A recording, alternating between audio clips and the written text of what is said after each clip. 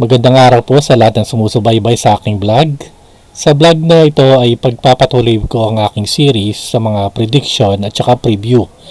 Nung nakaraang araw, ang prediction na ginawa ko is yung para sa laban ng TNT at San Miguel. Nanalo doon yung San Miguel, tama yung prediction ko. And then of course yung prediction ko rin sa Converge at Magnolia. Ngayon para po sa vlog na ito, ang pag-uusapan mo natin ay ang darating na laban sa December 7. Ito po yung laban ng Converge at Rain or Shine. Yung Rain or Shine, ang huling laban nila I think nasa November 15 pa, so medyo mahaba yung pahinga nila. At ang Converge naman, nagkaroon ng laban ng December 5 lang. Ito yung kahapon lang kung saan sila ay nanalo. Papasok ngayon ng Rain or Shine na medyo kompleto na sila kasi yung mga dating injury nila na katulad ng kay Kaylan Chongson pati na si Stanley Pringle ay maaring maglaro na talaga. Although I think naglaro naman sila ng November 15, yun nga lang yung kay Pringle hindi pa pinaglaro masyado. Si Kaylan Chongson ang medyo nababad doon. And of course, take note, ito na yung inaabangan ng karamihan na maaring pagbabalik sa court ni Luis Villegas kasi ito medyo matagal-tagal lang inaabangan eh. That is on the part of draws. Pagdating naman sa Converge, ang estimate ko dito, baka hindi nila paglaruin si Justin Arana kasi nagkaroon ng ankle sprain niya ata ng December 5 yung laro nila kahapon. So I'm not expecting Arana to actually play, pero kung sakaling paglalaroin nila, medyo magugulat ako doon. Pero I think hindi muna siya paglalaroin. Probably ipapahinga ngayon kasi big man to eh. Alam natin pag ankle yung nagkaroon ng sprain sa ankle yung big man, medyo mas matagal dapat yung pahinga nito kasi medyo mabigat yung mga to eh. Hindi naman to guard. So ang probably game na talagang maglalaro ulit si Arana will probably be next Sunday na lang, yung kay laban nila si Meralco I think. So ang laban nila sa Rain or Shine, I'm expecting na hindi maglalaro si Justin Arana. And then of course pagdating naman sa Rain or Shine, probably wala na silang injury, lahat na ay maglalaro. Except of course si Dato hindi na siya maglalaro for the whole season. Okay po, bago natin simulan yung ating preview and prediction, kailangan alamin muna natin yung record ko regarding sa mga ganito. So at the moment, nakakasampung prediction na ako and then 7 dun yung tumama and then 3 yung sablay. Kaya ito pinapakita ko lagi eh kasi just in case baka isipin nila na lagi akong tumatama. Hindi naman palagi. Although meron akong analysis, hindi ibig sabihin na laging tumatama yon. Katulad ng sinasabi nila, kahit sabihin natin na yung numbers is pumapabor sa isang team, pati yung mga player, pwede pa rin natin sabihin na bilog yung bola eh. So pag sinabi natin bilog yung bola, hindi pa rin natin alam kung ano yung mangyayari, kung sino talaga yung mananalo. So this is my current prediction score, 7-3. Kaya yung sasabihin ko, especially in prediction, that is only my opinion based on observation and of course numbers din. Ginagamitan ko na ng numbers ngayon. So take it with a grain of salt. Okay. Now, bago ito, tingnan naman natin yung kasunod, yung standing. So, yung standing sa Converge, papasok sila sa laro na to with a 6-2 in standing. And then, yung Rain or Shine, papasok to rin sila na 6-2 standing. Now, take note, kailangan alamin natin yung mga remaining games nila kasi dito na natin malalaman kung sino-sino ba yung sunod na kalaro. At the same time, kung meron bang certain, sino bang mas pressured na manalo. Now, take note, yung 6-2 na kartada, pareho silang meron ngayon. That is guarantee na kasama sila sa quarterfinals. Pero, hindi pa yung guarantee kung sasama sila sa top 4. Ito yung may twice to beat advantage. Now, tingnan natin pareho yung mga kakalabanin nila na team. So, 3 teams na lang yan. For Converge, ang kakalabanin na lang nila yung remaining teams. That is going to be Rain or Shine, followed by Meralco Bulls, and then followed by NLEX. So medyo mabibigat yung mga kalaro nila dito. Mabibigat yung medyo kalaro talaga nila dito. So they need at least 2 games, at least umabot ng 8 wins para makuha yung twice to beat, o sabihin natin maganda na yung chance nila to get the twice to beat. So sa 3 games na to, kailangan 2 yung ipanalo nila. And then of course yung Rain or Shine, baka kalaban na nila to bukas. Now, pagdating naman ng Rain or Shine, pareho sila ng may kartada. That is now 6-2. So, pag tinitingnan natin yan, 6-2. And then, ang makakalaban na lang team, 3 lang din. So, ang makakalaban nila bukas is Converge. And then, it's going to be followed by Magnolia. And then, Ginebra. Now, pag tinitingnan ko yung dalawang set na to, yung sa Converge at sa Rain or Shine, although sabihin natin malalakas din yung team na kakalabanin ng Rain or Shine, pakiramdam ko medyo mas light yung kalaban ng Rain or Shine kaysa sa Converge So, yung pressure dito na manalo nasa Converge kasi yung Real ko malakas yung team na yun sa tingin ko And then of course yung NLEX nangunguna rin siya ngayon. So that is a team na medyo mahirap din talunin. Now sa Rain or Shine, sinabi ko na kahit puro contender na yung kalaro nila dito, yung kalaban nila sa susunod na games, parang medyo mas light na kalaban ngayon yung Magnolia at saka Ginebra Lalo na yung Ginebra kasi alam natin yung Ginebra nagkaroon ng injury si Scottie Thompson at mukhang grade 3 ankle sprain yun. So sabi nila ganon, grade 3. So, there's a chance na baka sa January pa ito makabalik So, yung Converge ang pinakamahirap nilang kalaban dito. Yung Magnolia at saka yung Ginebra, lalo na yung Magnolia ngayon para nag-i-struggle ng konti, baka medyo mas light. Pero still, contender pa rin yung mga kalaban nila na to. Kaya, both Rain or Shine and Converge, mahirap yung kalaban, yung tatlong kalaban. Race to win number 8 to para makuha nila yung twice to beat advantage. Kaya lahat ng game na to, talagang importante na talaga. Okay, moving on to yung tinatawag natin tail of the tape. Ito nilagay ko na to kasi bago ka magbigay ng verdict, tinitimbang ko siya sa dalawang paraan One is yung analysis ng tinatawag nating performance ng team sa mga games nila at saka yung another one naman yung matchup head to head ng mga player. So kasi yung dati yung ginagawa ko yung head to head lang ng mga player, parang medyo of course ang hula lang ako doon para sa final verdict. Pero with the tail of the tape, medyo nagkakaroon tayo ng numero and then after that, alam mo yung numero kasi it tells a story. So nagkakaroon tayo ng dagdag na insight kung paano maglaro yung isang team at yun ang ginagawa natin, sinasama natin sa ating consideration bago tayo magbigay ng final verdict. So parang dalawa yung pinagbabasihan ko ngayon. One is the tail of the tape and one naman is yung matchup head to head. Now eto may idadagdag ako panibago sa tail of the tape. Ito yung tinatawag nating history. Although hindi naman to ganun kalaki yung epekto sa actual verdict na ibibigay ko. Pero magandang trivia na rin. So, yung dalawang to, yung Converge at saka Rain or Shine, naglaban na sila ng 12 times since 2022. Kasi yung Converge, pumasok lang yata ng 2022. At pareho lang yung win at loss nila. So, meron silang 6 na panalo, and then meron din silang 6 na talo. So, that is the same. So, ibig sabihin, pantay lang yung mismong performance nila. So, that is for their history. Now, ang next na pag-uusapan natin yung 5 graph na ginagamit ko to determine kung sino ba yung may edge sa dalawang team na to. Okay. Yung first one, titingnan natin yung graph. Ito na, circle graph. Ito yung tinatawag natin yung para sa average team score. Ito pwede mong gamitin to kung mahilig ka tumaya sa kung ano ba yung pwedeng maging score. Kasi usually average lang naman yun So may mga ganun-ganun yata. Although hindi ako nag-endorse ng sugal hindi ako sugal ay ayokong tumaya-taya So gusto ko mag-content at saka gusto ko rin kumita sana sa content. Pero hanggang doon lang ako.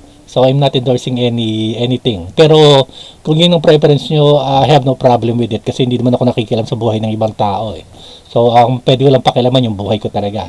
Okay, balik tayo dito. So sa first graph natin, this is for the average team score. Now tinitingnan natin. Pagdating sa Converge, yung lamang niya sa kalaban, this is for the winners at saka losers na magkakasama na, so walang laro. So pag tinitingnan natin, medyo lamang ng konti. Actually, lamang ng malaki pala yung Converge. So pag pinagsama-sama natin yung lahat ng score niya, magkakasama yung panalo at saka talo, ang overall na lamang nila sa kalaban nila is still 11 points. So medyo malaki yon. So ibig sabihin merong mga laro na tinatambakan talaga nila yung kalaban. Kasi may mga talo rin sila dito pero still, kung sinabi natin plus 11 points ang lamang nila pag tinotal mo yung buong score ng team, ibig sabihin tambakan yung karaniwan sa panalo nila. Kasi umabot ng 11 points. Samantalang pagdating naman dito sa Rain or Shine, ang makikita natin dito is that they are both 6-2 pero di kita masyado yung laban. Makikita mo pag tinotal mo yung yung lahat ng score nila, including yung talo at panalo, ang lamang lang nila sa average sa kalaban nila is only 1 point. So that is medyo maliit lang. So medyo mas malaking sa Converge. It means medyo lamang dito yung Converge. Okay po, moving on na tayo sa second graph natin. Ito naman yung performance ng team against sa non-contender. Yung mga non-contender, yung naglalaban ngayong araw, yung apat na laging hindi nasasama sa quarterfinals. So, nilagay ko sila as non-contender. Now, take note yung nakikita yung green color sa circle graph. Ayun yung team na pinag-usapan natin. On the left side, that is Converge. On the right side, that is Rain or Shine. And then yung kulay pula, yun yung kalaban nila na team. So, para medyo malinaw kasi baka may nalilito eh. Now, kailangan nilalagay ko dito yung performance nila sa non-contender kasi minsan, pag contender ka and then lumalaban ka sa non-contender, expected yun na dapat medyo maganda yung performance mo kasi una may mental edge ka na yan agad eh. Alam mo na medyo maaring manalo kayo talaga doon. Kaya tinitingnan natin to. Now, pagdating sa Converge, ang tinitingnan natin yung pag nakakalaban nila yung non-contender, ang average na lamang nila pagkatapos ng laban is 18 points. So, medyo tambakan yon. Pagdating sa Rain or Shine naman, the one on the right side, makikita natin ang lamang nila sa mga non-contender. I think na ipanalo naman nila lahat to. Nakalaban na nila yung apat. So, ang average na lamang nila pagkatapos ng game is 10 points. So, medyo mas malaki pa rin yung sa Converge. Ibig sabihin, mas kinakaya ng Converge yung laban kapag non-contender. And by the way, nakalaban na nila lahat yung apat na non-contender. Kaya dito pa lang magkakaroon na tayo ng idea kung gaano kalakas yung Converge as compared to Rain or Shine. Now, sa third graph naman, ito yung maganda, madalas ko itong pagbasihan. Paano naman kung ang kalaban ng Rain or Shine at saka Converge, yung tinatawag nating contender? Ito yung mga pwedeng lumaban sa quarterfinals at saka semifinals. So, dito magkakaalaman eh. So, kung ano yung karakter ng isang team kapag nakakalaban mo na yung medyo malakas. Now, on the left side, nakikita natin sa Converge, pag nakalaban nila yung mga contender, ang comparison ng score nila against sa contender is kahit paano plus. So may plus 3 points. So ibig sabihin kahit paano, nakakasabay na siya against sa contender. Samantalang pagdating sa right side, yung sa graph na nakikita natin sa Rain or Shine, nakikita dito meron siyang negative 7 points eh. So ang average score niya sa laban sa mga contender is 93. And then ang average naman ng isang contender against sa kanya is 100. So medyo malakas. Now take note, dalawa yung talo ng Rain or Shine, dalawa doon, that is against sa contender. And the reason kung bakit ganito yung score, yung average score niya, is meron contender to na nakalaban, probably I think San Miguel or NLEX na tinambakan sila. So tinambakan sila noon, kaya nangyari dito, natalo sila. So ang ganito nangyari. So, yung pinaka-average niya, meron siyang negative 7 points. Ibig sabihin, nahihirapan siya kapag malakas yung kalaban. Samantala, yung Converge naman on the left side, nahihirapan din siya pag malakas yung kalaban kasi 3 points lang naman yung lamang niya. Pero, mas nakakalamang siya. Ibig sabihin, nakakasabay. So, again, pagdating dito, pag ini-interpret natin yung tail of the tape na to, ang pwede lang natin sabihin dito, medyo mas lamang pa rin yung Converge pag naglalaban ng contender. And take note, parehong contender yung dalawang to. Kaya pag nagkumpugan sila, pwede mong sabihin na I think yung edge dito baka mapunta pa rin sa Converge.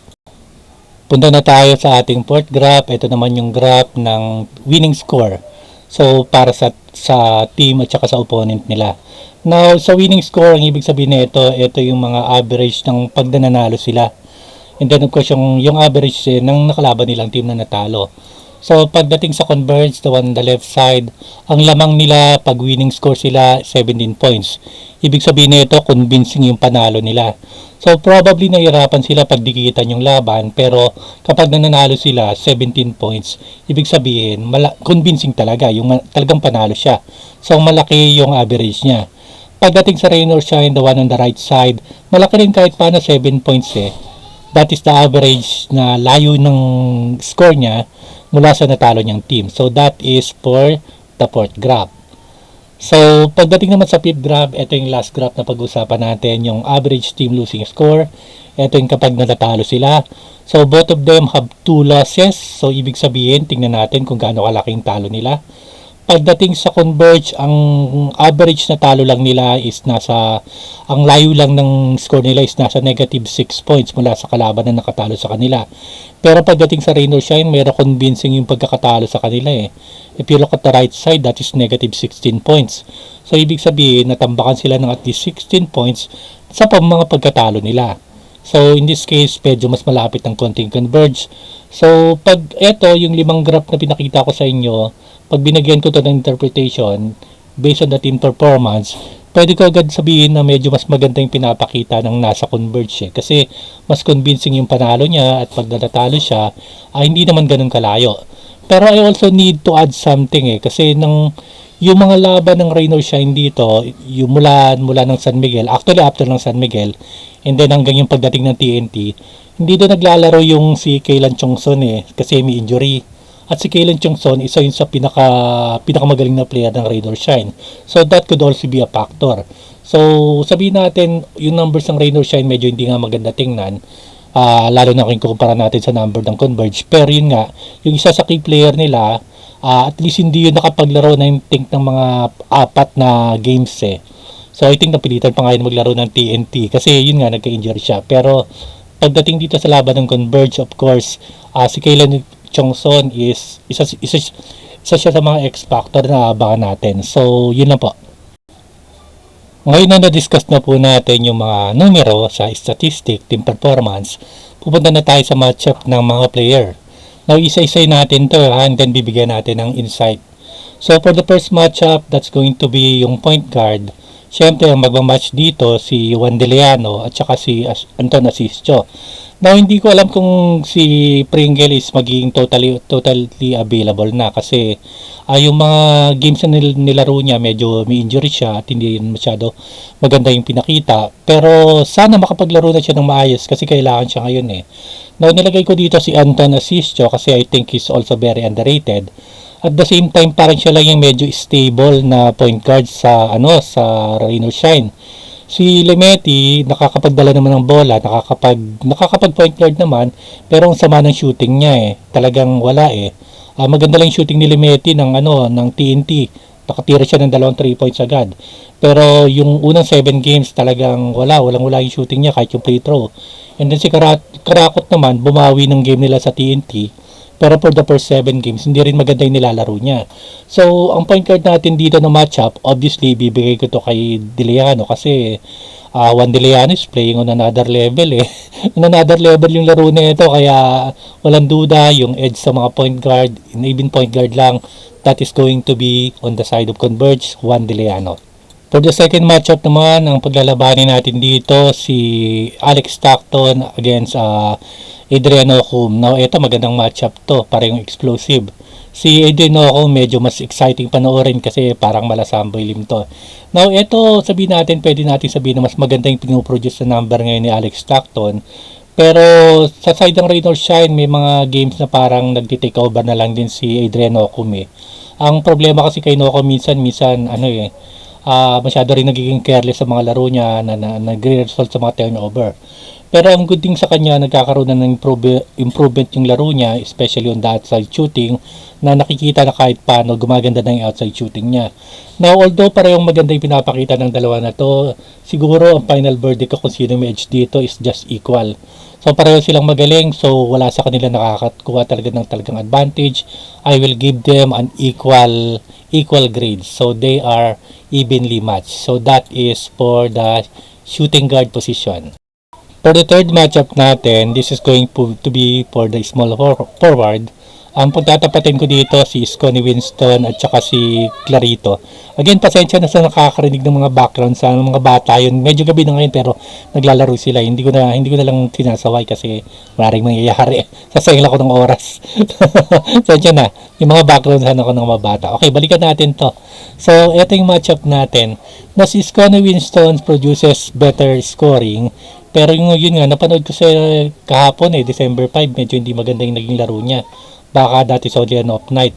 Pero kahit sabihin natin mas magandang scoring ni Scottie Winston, I think overall, lamang dito si Clarito Kasi Clarito has better defense, he has better, kahit paano lumalaro to na parang center, liit-liit, nasa 6'1". So in this matchup, I'm going to give the edge kay Clarito, even if yung numbers ni Scottie Winston is actually bigger, mas malaki as compared to Clarito. So Clarito overall I think is a better player than Scottie Winston. For the fourth matchup, ito yung labanan ng power forward at ito yung medyo aabangan natin kasi ito yung pinakamaganda. So that is going to be against Justin Baltasar sa Converge against Kaylan Chongson for the power forward. Now ito maglalaro na si Kaylan Chongson, ito medyo kahit paano ang laki ng may dadagdag niya. Kasi even at 6'5 si Kalen Chongson, parang siya na yung tumatayo na parang anchor nila sa depensa sa loob eh. So, kasi kahit na naglalaro pa nun si Datu, parang hindi naman center yung laro nyon. At yung ibang center naman ng Rain or Shine na katulad ni Belga na medyo nagkakaedad na o kaya si Porter hindi masyado effective. Actually si Chongson talaga yung medyo siya yung force in the paint sa Rain or Shine. Unfortunately hindi talaga siya center kasi maliit na siya at 6'5 pero siya nga yung ginagamit. Now, in this case pwede kong sabihin sana pantay pero ano kasi si Justin Baltasar kasi, lalo na napapanood ko, yung napanood ko kahapon, is playing also in another level. Parang pareho sila ni Juan De Leano.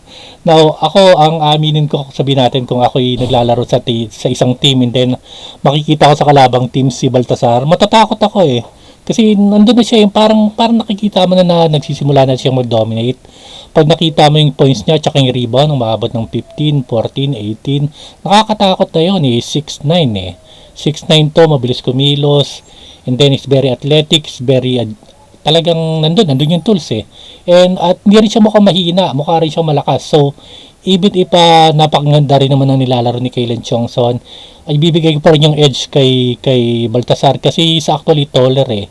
Mas matangkad siya dito eh. At I think mas malakas siya overall kay Kalen Chongson. So si Baltasar talagang pwede na siyang lumaro ng center samantalang ito si Kalen Chongson medyo mas power forward lang talaga yung laro na ito eh. So kahit paano yung edge pa rin will go to Justin Baltasar. For the last position matchup na pag-usapan natin, ito yung para sa center. Now ito medyo nakakagulat yung matchup kasi katulad nga na nasabi ko kanina, maaring hindi maglaro si Justin Arana kasi nga nagkaroon siya ng ankle injury kahapon o ng Friday to, December 5. So, magugulat ako kung paglalaroin siya pero I think hindi muna siya paglalaroin para medyo safe lang ng konti. Kasi even kung kaya niya itakbo yon, delikado yun eh. Alam mo yung pag natapilok ka, minsan 2-3 araw masakit yan eh. So, I think hindi nila paglalaroin to.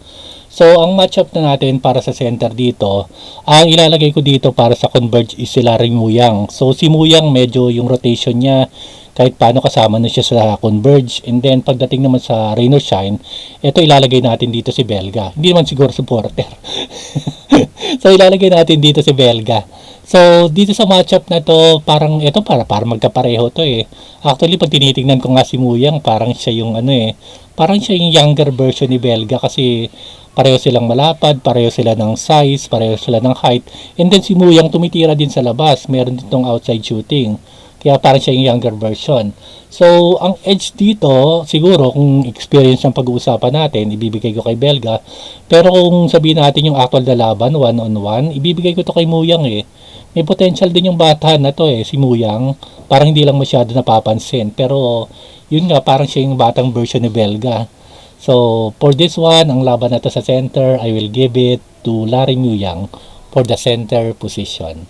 Ngayong na-discuss natin yung lahat ng matchup para sa mga players, pwede na natin sabihin kung sino yung may edge dito. I think because of the point guard position, power forward, tsaka center, medyo labang yung converge. Siguro, in terms of player performance, medyo nakakalamang dito yung converge. So, that is my assessment. Okay po, ngayon tapos na yung dalawa nating pinagpipilian, yung tinatawag nating statistic at saka matchup ng player. Punta na tayo sa actual gameplay. Now, magiging magandang laban na to kasi parang magkaparehas ng estilo to eh. Now, parehong Pampanga to eh, si Delta Pineda, of course si Yeng Giao.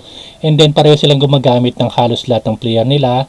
And then takbuhan din, mga ganun. Yung parang wala silang masyado talagang system.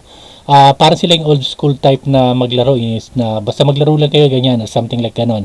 So parang yan eh, parang nakatingin sila sa isa't isa, parang mirror image. So basically ganun yung magiging laro ng dalawa na yan.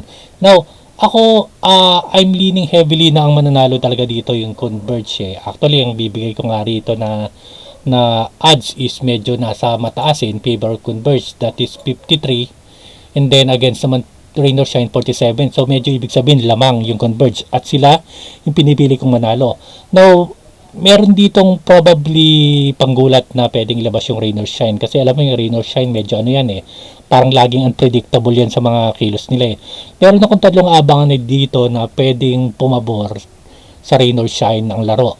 Now, in terms of players sa Converge, wala ka nang naisip na pwede pang magic bunot. Although minsan may mga magic bunot din sila. Pero sa Rain or Shine meron. Now, una ko titingnan dito kung ano yung magiging performance ni Norwood. Kasi alam natin dito, si Gabe Norwood, ito na yung last conference niya. Kaya ang ganda na rin ng laro niya. So, that is a probability na medyo maging in favor sa Ross. Another thing na pwedeng maging favor sa Ross, yung bago nilang rookie na si Christian Manaytay. Maganda yung pinakita ng huling game sa TNT kahit paano eh. At nakapaglaro na siya, nakapag-practice na siya with the team ng ilang linggo.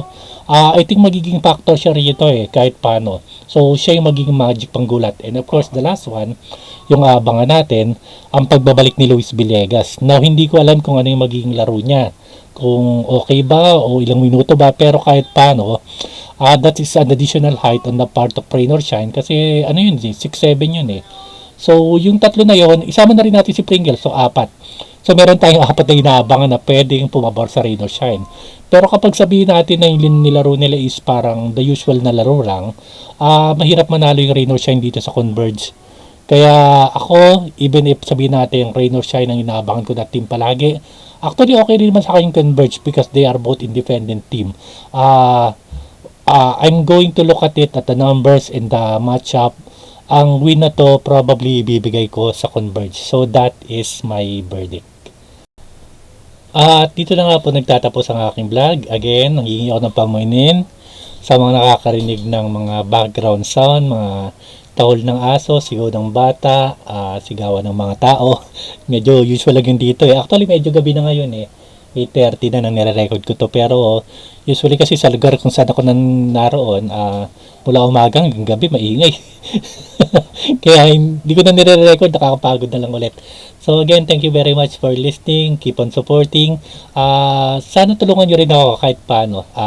Dati noon kasi ginawa ko tong vlog na to for therapy, yung para nakakapagsalita naman ako. Pero if you can actually press a like o kaya subscribe o kaya share it, malaki po yung may tutulong sa akin.